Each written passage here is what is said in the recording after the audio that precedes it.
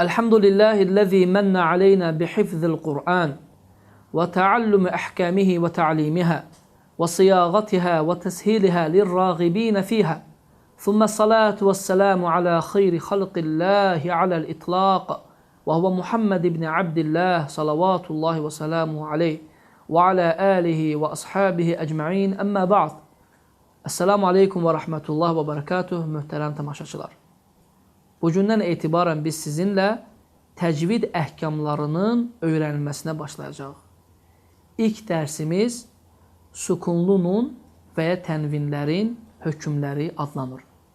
Sukunlu nun dedikdə nun hərfi üzərində sukun nəzərdə tutulur.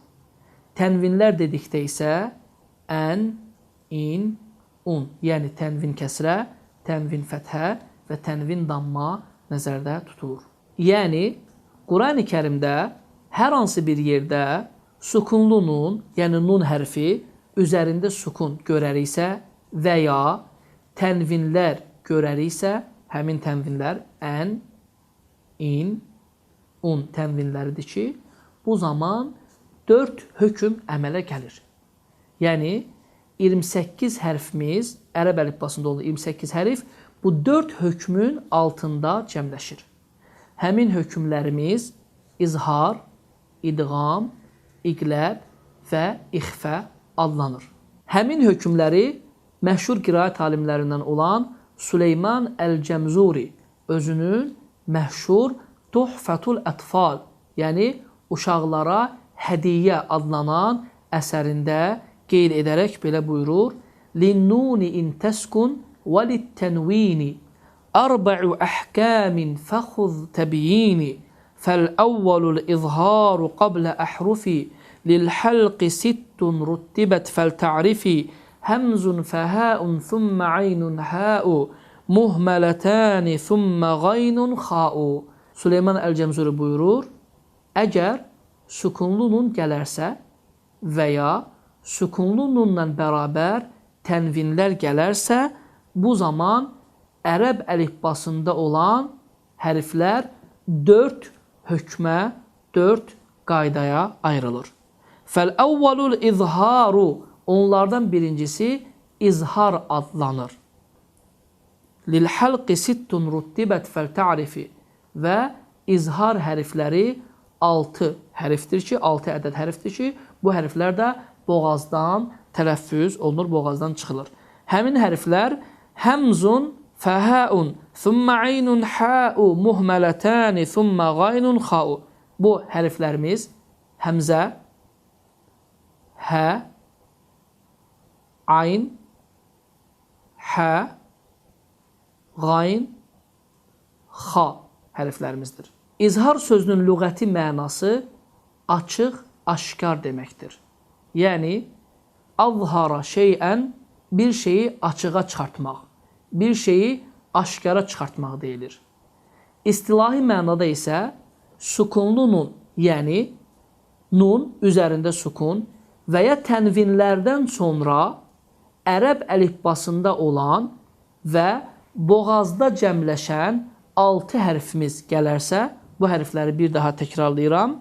Həmzə, hə, ayn, hə, qayn, xa.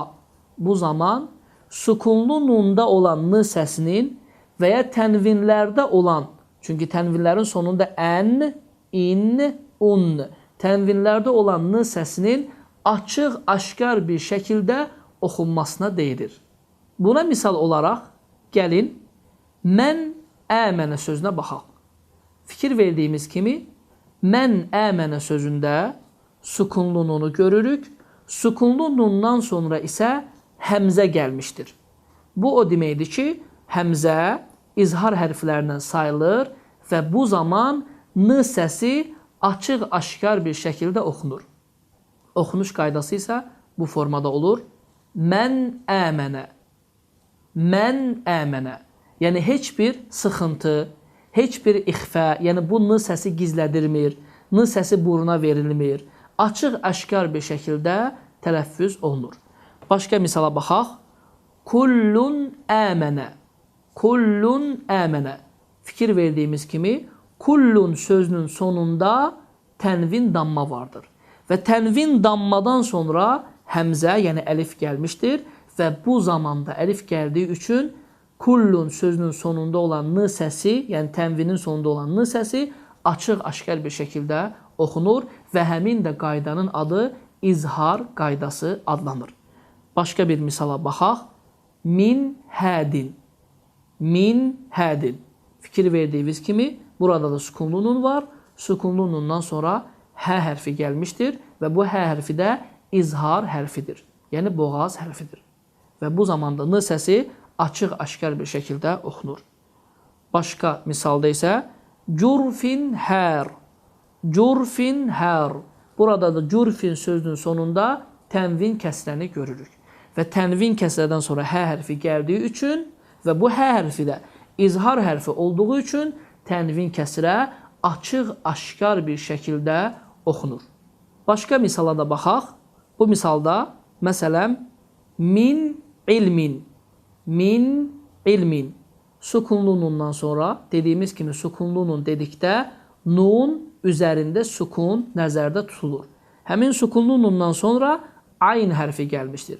Və biz də bayaq qeyd etdik ki, ayn hərfi izhar hərfidir. Məhz izhar hərfi olduğu üçün n səsi açıq-aşkar şəkildə oxunur və oxunuş qaydası Qurani Kərimdə belədir. Min ilmin. Min ilmin. Başqa bir misal isə hakimun alim. Hakimun alim. Fikir verirsinizsə, hakimun sözün sonunda tənvin damma vardır və tənvin dammadan sonra ayn hərfi gəldiyi üçün həmin bu tənvin damma açıq-aşkar, yəni izharla oxunur və düzgün səslənmə bu formada səslənir. Hakimun alim. Yəni, əgər hər hansı bir insan həmin bu sözü, həmin bu ayəti bu formada oxusa, hakimun alim, biz ona sən düzgün oxumadın deyə bilərik. Çünki burada tənvindən sonra ayn hərfi gəldiyi üçün burada mütləq bir şəkildə izhar qaydası baş verməlidir ki, yəni burada n səsi apaçıq şəkildə oxunmalıdır. Dediyimiz kimi izhar hərfləri 6-dır və bu hərflər boğazdan çıxır. Yəni boğazın əvvəlindən ə, hə, yəni həmzə, hə, boğazın ortasından hə, ayn və boğazın sonundan xa, ğa hərfləri tələffüz olunur ki, əgər sukunlu nun və ya tənvinlərdən sonra bu 6 hərflər gələrsə, bu zaman sukunlu nunda olan n səsi və tənvinlərdə olan n səsi açıq-aşkar bir şəkildə oxunur ki, bu qaydanın da adı izhar qaydası adlanır. İzhar qaydasına aid başqa bir misal çəkək. Məsələn, sukunlu nundan sonra hə hərfi gələrsə, buna misal min hakimin hamid. Min hakimin hamid. Fikir verdiyiniz kimi sukunlu nundan sonra hə hərfi gəldi və sonra hakimin sözünün sonunda tənvin kəsrə gəldi və tənvin kəsrədən sonra isə hə hərfi gəldi və bu zaman izhar qaydası baş verir ki, burada n səsi açıq-aşkar şəkildə oxunmalıdır. Yəni belə, min hakimin hamid. Səhv oxunuş, min hakimin hamid. Düz oxunuş, min hakimin hamid. Başqa bir misal, min ğillin. Min ğillin. Fikir verdiyiniz kimi sukunlu nundan sonra qayn hərfi gəlir. Qayn hərfi də izhar hərfidir. Bu zaman n səsi açıq-aşkar bir şəkildə oxunur. Buna misal olaraq tənvin fəthə ilə qayn hərfini bir eyni sözdə və ya başqa sözlərdə misal verə bilərik. Məsələn, qavlən qayra. Qavlən qayra. Qavlən sözünün sonunda olan tənvin fəthəndən sonra qayn hərfi gəldi. Bu zaman izhar baş verərək n səsi açıq-aşkar bir şəkildə oxunur. Səhv oxunuş isə belədir. Qavlən qayra və ya qavlən qayra və başqa bir misallar çəkə bilərik ki, burada n səsi açıq-aşkar bir şəkildə eşidilmir və bu cür oxunuş da düz oxunuş sayılmır. Və sonuncu xa hərfinə misal çəkək. Məsələn, min xayrin. Min xayrin və burada nun hərfindən sonra xa hərfi gəlib və ya alimun xabir. Alimun xabir. Yəni tənvin dammadan sonra xa hərfi gəlmişdir ki, burada da izhar qaydası baş verir. Bütün bu çəkdiyim misallarda hamısında sukunlu nun və ya tənvinlərdən sonra 6 boğaz hərfi gəlir. Bu 6 boğaz hərfini bir daha təkrarlayaq. Bu hərflərimiz əlif, yəni həmzə, hə, ayn, hə, xa və qayn hərflərdir. Bu zaman bu hərflər gəldiyi üçün sukunlu nun və ya tənvinlər açıq-aşkar bir şəkildə Qurani Kərim oxuyarkən və ya oxunarkən açıq-aşkar bir şəkildə tələffüz olunmalıdır. Həzə və mə kənə min xatayin fəminni və minəş-şeytan Allahu və rasuluhu minhu bəriən və subhanəkə Allahumma və bihamdik və nəşhədən la ilahə illə ənt nəstəğfiruka Allahumma və nətubu ileyk. Esselamu aleykum və rəhmətullahi və bərəkatuhu.